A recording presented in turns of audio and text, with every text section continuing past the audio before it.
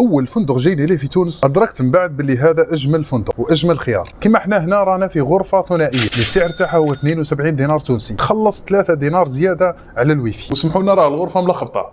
عندنا هذه الاسره كما راكم تشوفوا وفيها كذلك دوش وعندك خزانه، وطبعا لازم المكيف لانه هو الصح. هذا باب البحر وهذا شارع بورقيبه. تشد الشارع تاع الحبيب بورقيبه على الادروات تاعك من باب البحر وتروح طول حتى تلقى واحد البراكه ولا حوينيته صغيره مقابله، ثم تدور يمين وكي تمشي شويه تلقى فندق يسموه فندق سالوم، فيه بزاف غرف من الفرديه الى الرباعيه اللي يتراوح سعرها ب 43 دينار حتى ل 118 دينار. الفندق هذا يا جماعه خيرته لكم لانه محترم وما يقبلش الفساد واحسن خيار باحسن سعر في وسط المدينه. صحيح انه التقييم تاعو نجمه واحده من طرف وزاره السياحه التونسيه، ولكن خدامين نتاعو 5 نجوم، خدامين محترمين ومرحبين وما شاء الله. ما نحكي لكمش على النظافه، حاجه خرافيه ما شاء الله. ما تنساش دير اعجاب وتابعنا.